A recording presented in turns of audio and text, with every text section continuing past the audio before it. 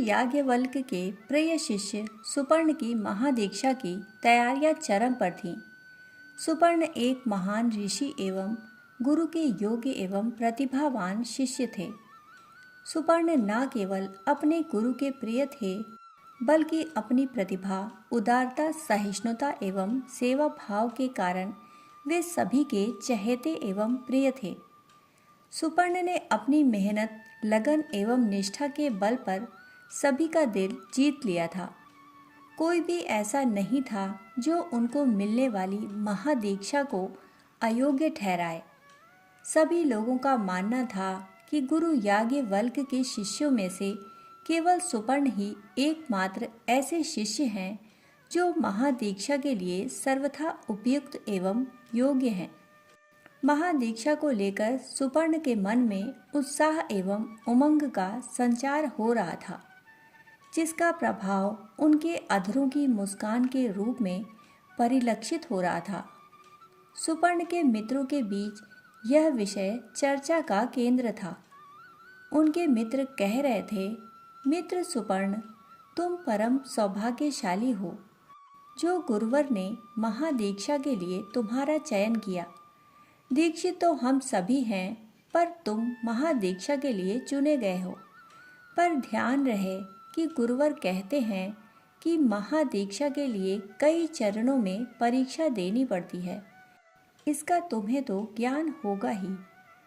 सुपर्ण ने कहा, हाँ मित्र, गुरुवर ने कई बार मेरी परीक्षा लेकर मुझे उत्तीर्ण किया है।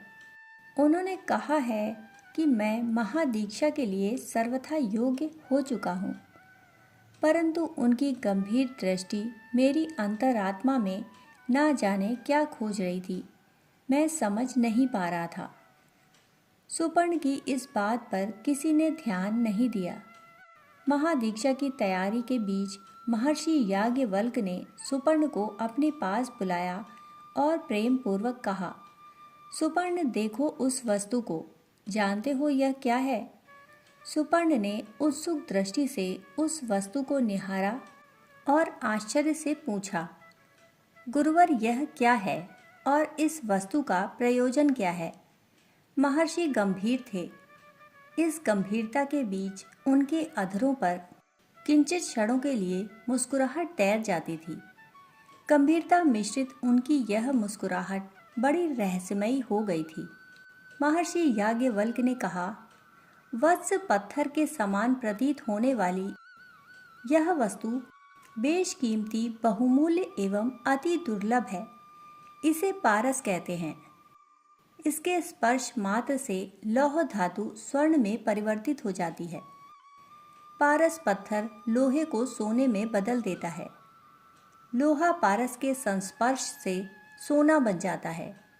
इसलिए पारस पत्थर को सृष्टि के सर्वमान्य एवं बहुमूल्य रत्न के रूप में जाना जाता है। यह सुनकर सुपर्ण की आंखों में एक अजीब सी चमक उठने लगी। सुपर्ण की सुप्त कामनाएं उसे अंदर से विचलित करने लगी। सुपर्ण ने पूछा, गुरुवर, यदि उस पारस पत्थर को विश्व के समस्त लोहे से स्पर्श कर दिया जाए तो क्या सारे लोहे सोना बन जाएंगे? महर्षि ने मुस्कुराते हुए जवाब दिया, हाँ वत्स, विश्व का सारा लोहा सोना बन जाएगा। पारस के पास ऐसा गुण है कि यह लोहे को सोने में बदल दे। सुपर्ण ने कहा, गुरुवर, क्या यह पारस पत्थर मैं ले सकता हूँ? सुपर्ण की बात सुनकर महर्षि की दृष्टि आकाश की ओर उठ गई। उनकी गंभीरता सघन थी। उन्होंने सुपर्ण को ना तो हाँ कहा और ना इनकार किया। उन्होंने सुपर्ण की ओर देखते हुए कहा, वत्स, मैं एक राजा के राज्य में गया था। राजा के भव्य दरबार में आम और खास नागरिक बैठे हुए थे। खास नागरिकों में धनाढ्य, गणमान्य, प्रतिष्ठित एवं विद्वान की जमात थी। आम जनता में किसान, कारीगर, बुनकर, काश्तकार आदि थे। मैंने उनके सामने पारस को रखा और इसकी कीमत आंकने को कहा। पारस को पाने के बदले आम और खास सभी अपना सर्वस्व देने को तत्पर एवं व्यग्र हो उठे थे। सभी उनके पास जो कुछ था वह देकर पारस को पाने के लिए बेचैन थे। महर्षि कह रहे थे, वत्स पारस के बदले किसान अपनी सारी भूमि देने को तैयार थे, व्यापारी अपनी समस्त संपदा देने को तैयार थे, विद्वान एवं प्रतिभावान अपनी विद्वता एवं प्रतिभा को गिरवी रखने को तैयार थे। उस समय पारस पत्थर पाने के लिए राजा अपना राज्य तक देने के लिए तैयार हो गया। एक व्यक्ति तो यहाँ तक बोला, ऋषिवर आप मुझे अपना पारस दे दें, इसके बदले में मैं आपको अपनी पत्नी और संतान सौंप देता हूँ, क्योंकि इनके अलावा और मेरे पास कुछ नहीं है, लेकिन यह बेशकीमती पारस मुझे दे दें। सभी अपना सर्वस्व लुटाकर भी पारस पाना चाहते थे। पारस के लिए वे सभी सर्वस्व देने को तैयार थे। महर्षि याज्ञवल्क्य की बात को सुनकर सुपर्ण के मन में घृणित भाव पैदा हुआ। वह सोचने लगा कि संसार के लोग कैसे हैं कि पारस के बदले अपनी पत्नी तक को देने को तैयार थे। वह बोला, गुरुवर, ये लोग क्या इतने पतित थे कि एक पारस को पाने के लिए उन्होंने अपनी सारी सीमाएं तोड़ दी, मर्यादा भूल गए और मूल्यों को तिलांजलि दे दी। क्या पारस के बदले मानवीय मूल्यों का कोई स्थान नहीं है? किसी वस्तु के लिए इतनी बड़ी कीमत चुकाई जा सकती है? सुपर्ण कह रहे थे। उनके अंदर का आक्रोश आग्नेय शब्दों में बरस रहा था। महर्षि शांत एवं स्थिर होकर सब कुछ सुन रहे थे। सुपर्ण के बोल लेने के बाद महर्षि ने कहा, वत्स, इन लोगों के अलावा एक व्यक्ति तो ऐसा मिला जो पारस की कीमत के बदले जो मूल्य चुकाना चाह रहा था उसे बखान तक नहीं किया जा सकता। यदि इन सभी लोगों के लोभ, लिप्सा एवं लालच को संगठित कर दिया जाए तो भी उसके एक अंश के बराबर नहीं होगा। उसने इस पारस के बदले जो कीमत अदा की, उसके बदले में इस सृष्टि में उससे बड़ा अभागा कोई नहीं हो सकता। इसे सुनकर सुपर्ण से रहा नहीं गया और वह बोल पड़ा, गुरुवर, ऐसा घोर अभागा कौन है जिसने पारस पाने के बदले इतनी बड़ी कीमत चुका दी? महर्षि याज्ञवल्क्य ने कहा, वत्स, वह अभागा कोई और नहीं बल्कि तुम हो। तुम इस सृष्टि के परम अभागे हो जिसने ईश्वर प्राप्ति के एवज में पारस जैसे पत्थर को चुना।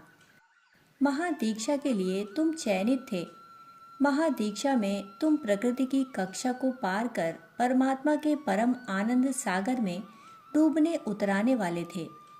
महादीक्षा के इस महा आनंद के बदले तुमने पारस को मांग लिया और संसार सागर में गिर गए। वत्स, महादीक्षा की इस अंतिम परीक्षा में तुम असफल होकर अयोग्य हो चुके हो। महर्षि याज्ञवल्क्य की बात सुनकर सुपर्ण को एहसास हो गया था कि वह कितनी बड़ी भूल कर चुका था। उसे अनुभव हुआ कि इस संसार से पार जाना कितना कठिन है। महर्षि ने उसके मनोभाव को समझकर कहा, वत्स, संसार से पार जाना अत्यंत दुष्कर है, परंतु समर्पण और भक्ति सध जाए तो सरल भी है। तुम भक्ति की साधना में निमग्न हो जाओ, इसी में तुम्हारी महादीक्षा संपन्न होगी। सुपर्ण ने अपना शेष जीवन भक्ति के भाव में व्यतीत कर दिया और इसी के आधार पर वह प्रकृति के बंधनों का पार पा गया। दोस्तों, कहानी सुनने के लिए आप सभी का बहुत बहुत आभार। फिर मिलते हैं ऐसी ही अनोखी कहानी के साथ। तब तक के लिए धन्यवाद।